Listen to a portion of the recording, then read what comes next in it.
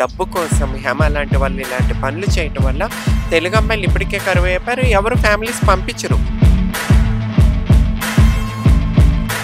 Cinema వాళ్ళు మాట్లాడితే TV artist అయినా సినిమా ఆర్టిస్ట్ అయినా నోరిప్పితే ఆఫర్స్ ఇవ్వరు. అలాంటప్పుడు ఇలాంటి హేమాలు సపోర్ట్ చేయవలసింది పోక ఇత్తు కబుర్లు చెప్పారు. మీ ఇత్తులు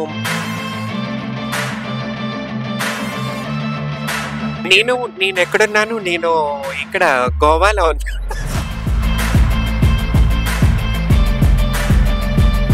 ఇప్పుడు అమ్మాయిలని హీరోయిన్లు అవుదామని చెప్పి యాక్టర్లు అవుదామని వచ్చిన వాళ్ళని ఎరలో వేసుకుని పబ్ కల్చర్లు అలవాటు చేయటం, ఈరోజు ఇలాంటి అలవాట్లు అయిపోయినా రేపు అమ్మాయిలు వ్యభిచారానికి ఇదే బానిసలు అయిపోతారు.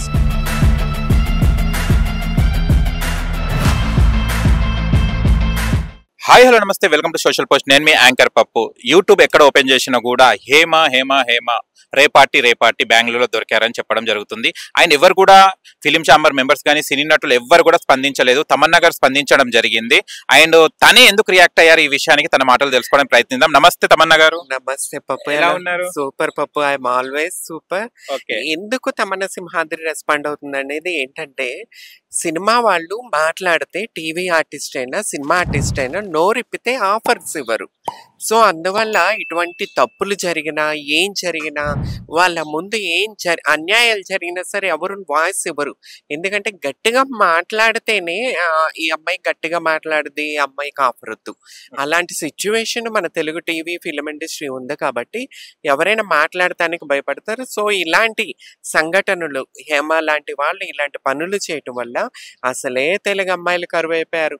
తెలుగు అమ్మాయిలకు ఆఫర్స్ లేవురా దేవుడా అంటే ఇలాంటి పనులు చేస్తే ఏ తల్లిదండ్రులు కూడా ఇండస్ట్రీకి పంపించాలంటే భయపడిపోతారు. ఇలాంటి వాళ్ళు చెడ్డ పేరు తీసుకొచ్చే ఇండస్ట్రీకి వాళ్ళ స్వార్థపూరితగా వాటి కోసం డబ్బు కోసం హేమ లాంటి వాళ్ళు ఇలాంటి పనులు చేయటం వల్ల తెలుగు అమ్మాయిలు ఇప్పటికే కరువైపోయారు. ఎవరు ఫ్యామిలీస్ పంపించరు. సో దీనివల్ల నేను ముందుకు రావటం, నిజాలు మాట్లాడటం జరుగుతుంది. ఇంకో విషయం కూడా చెప్పారు, ఇంకా ముందు ఉంది, ఇంకా నువ్వు దొరకాలి అని చెప్తున్నారు. ఏమైనా గ్రడ్జ్ ఉందా హేమ గారికి మీకు? అదేమీ లేదు. తప్పు జరిగినప్పుడు ఒకప్పుడు మేము కాస్టింగ్ కౌచ్ మీద ఫైట్ చేసాం, అందరికి తెలుసు. అలాంటప్పుడు ఇలాంటి హేమాలు సపోర్ట్ చేయవలసింది పోయి ఇత్తు కబుర్లు చెప్పారు. మేము అసలు మాకు అట్లాంటిది ఏం జరగదు, మేము చాలా కూల్గా ఉంటాం, మీరు ఇలాంటి వాళ్ళు కాబట్టే ఆడపిల్లలకి ఇలా జరుగుతుంది ఇండస్ట్రీలో. సో సిగ్గు తెచ్చుకోవాలా. మీరేంటి అనేది పబ్లిక్ కి తెలిసే రోజు దేవుడు తీసుకొచ్చాడు కాబట్టి సో నేను ముందుకొచ్చి వాయిస్ ఇస్తున్నాను. కానీ చూస్తే కనుక ఇంత పెద్ద ఇష్యూ జరిగినప్పుడు రేపాటి అంటే బెంగళూరులో మన తెలుగు అమ్మాయి అక్కడ దొరికినప్పుడు ఏ ఫిలిం ఛాంబర్ మెంబర్స్ కూడా అంటే దాని మీద స్పందించలేదు, దాని మీద ఎలాంటి బయట కూడా చేయలేదు. మీరు అండ్ కళ్యాణక్క గారే దీని మీద చెప్పడం జరిగింది. ఎందుకు వాళ్ళు స్పందిస్తలేరు ఫిలిం ఛాంబర్? అదే నేను ఇందాక మీకు చెప్పాను కదా, ఎందుకంటే ఇండస్ట్రీ అవకాశం ఉన్నంత వరకు ఎవరైనా హాయ్ హలో, ఎదుటగా ఎవడన్నా చచ్చిపోతున్నా సరే నీళ్లు కూడా పోయిరు. అట్లాంటిది మన ఇండస్ట్రీ దారుణమైన వాతావరణం కలిగింది. సో అందువల్ల ఎవరికి ఏం పట్టదండి. ఎదురుగుండా చచ్చిపోతున్నా పక్క నుంచి వెళ్ళిపోయి వాళ్ళ అవకాశాలు, వాళ్ళ లైఫ్, వాళ్ళ స్వార్థమే తప్ప ఎవరిని ఎవరు పట్టించుకోరు. అండ్ ఇంకో విషయం కూడా చెప్పారు, హేమ గారు చిన్న చిన్న క్యారెక్టర్స్ చేసి ఆమెకి ఇంత పెద్ద ఆస్తులు ఎలా వచ్చాయి, ఇంత అని చెప్పారు. మీరు ఎలా వచ్చాయి అనుకుంటున్నారు? అదే నేను చెప్పేది, ఏ తప్పులు చేయకుండానే ఇన్ని ఆస్తులు ఎక్కడి నుంచి వచ్చాయి? ఇప్పుడు అమ్మాయిలని హీరోయిన్లు అవుదామని చెప్పి యాక్టర్లు అవుదామని వచ్చిన వాళ్ళని ఎరలో వేసుకుని పబ్ కల్చర్లు అలవాటు చేయటం, ఇలాంటి రేవ్ పార్టీలు అలవాటు చేయటం, వాళ్ళకి లగ్జరీలు అలవాటు చేయటం, వాళ్ళ అవకాశాలను తెచ్చుకోకుండా వీటికి అలవాటు అయిపోయి లగ్జరీ కారులు, లగ్జరీ విల్లాలు కొనుక్కుంటాం. ఇవన్నీ సమాజానికి చాలా తప్పుడు మెసేజ్ కదా.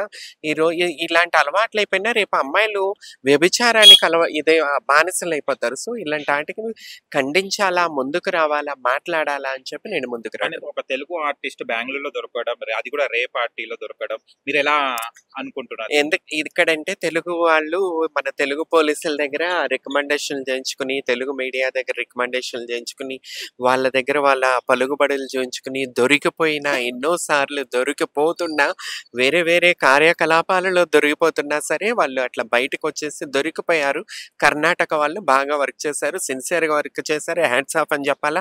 తెలుగు వాళ్ళు కర్ణాటక పోలీసులను చూసి నేర్చుకోవాలా. ఇంకా గట్టిగా చెప్పాలా? కానీ వద్దులేండి. తెలుసుకోండి. నిజాయితీగా వర్క్ చేస్తే ఇలాంటియన్నీ బయటకొస్తుంటాయి. ఓకే. హేమ గారు ఇది మనకు రిలీజ్ అయిన తర్వాత రేపాటి గురించి అన్న తర్వాత నేను ఫార్మ్ హౌస్ లో ఉన్నానని కిస్సింగ్ కూడా ఇవ్వడం జరిగింది. నేనెక్కడున్నాను? నేను ఇక్కడ గోవాలో ఉన్నాను. హైదరాబాద్‌లో ఉన్నాను స్టూడియో దగ్గర. ఆ, సో, ఇంటి దగ్గరుంటే మన ఇల్లు చూపిచ్చాలా, మన ఫ్యామిలీ చూపిచ్చాలా. ఖాళీ చెట్టు దగ్గర నించొని నేను అక్కడున్నాను, ఇక్కడున్నానంటే కుదరదు కదా! నమ్మరు కదా! జనాల్ని ఎంతవరకు పిచ్చోల్ని చేసి మీరిలాంటి పనులు చేస్తారు. దొరికిపోయినంక గూడా బ్లడ్ శాంపిల్స్ దొరికిపోయాక గూడా ఇంకా అబద్ధాలు చెప్పుకుంటూ వీడియోలు ఎప్పుడో ఫోన్‌లో ఉన్న పాత వీడియోస్‌ని పోస్ట్ చేసుకుంటూ ఇంకా దొంగ నాటకాలు చల్లవు. దొరికిపోయారు. పాపం పండిపోయింది. దేవుడు అనేవాడున్నాడని చెప్పి తెలియజేస్తున్నాను. Okay. Thank thank you you. So much. Thank and last లో చెప్పాలంటే ఈ రే పార్టీస్ గురించి ఏమంటారు? ఇది ఇల్లీగల్ యాక్టివిటీస్ కదా, దీన్ని ఏమంటారు? ఇలాంటి చట్టపరంగా ఖండిస్తున్నాను. చట్టపరంగా వర్క్ చేయాలా ఇలాంటి పార్టీలు. ఇట్లాంటి కల్చర్‌ని మన తెలుగు కల్చర్‌కి విరుద్ధంగా ఉంది. ఇటు వల్ల మన ఫ్యూచరు యంగ్‌స్టార్స్ పాడైపోతారు. సో, ఈటికి ఒకరిని చూసి ఈళ్ళు రోల్ మోడల్స్ ఉంటారు ఫిల్మ్ ఇండస్ట్రీ వాళ్ళు. వీళ్ళని చూసి మన సామాన్య పబ్లిక్ యూత్ కూడా వీళ్ళని ఆదర్శంగా తీసుకుంటారు. వీళ్ళు చూస్తారు కాబట్టి వీటిని ఇక్కడితోనే అంతం చేయాలని చెప్పి కోరుకుంటున్నాను. ఓకే. దీంతో ఏం కోరుకుంటారు మీరు? అసలు హేమ గారిని ఇప్పుడు ఈ పరిస్థితి ఏంటిది? ఎవ్వరు కూడా స్పందిస్తారు. మొత్తం కళ్యాణ్ అక్క గారు బయటకి మీరు ఒక్కరే చేస్తున్నారు. మొత్తం బయటకి తీయాలా. చిట్టా అంతా బయట తీయాలా. మొత్తం న్యాయం జరగాలి. ఇలాంటి రేవ్ పార్టీలు ఇయన్నీ పోవాలా అని నేను కోరుకుంటున్నాను. థ్యాంక్ యూ సో మచ్ అక్క. Thank you so much. చూశారు కదా ఫ్రెండ్స్, మీకు కనుక మా వీడియో నచ్చి లైక్ చేయండి, షేర్ చేయండి, కామెంట్ చేయండి, సబ్స్క్రైబ్ ఛానల్ అక్కడ గంట సింబల్ టంగును. నేను మీ యాంకర్. Bye bye.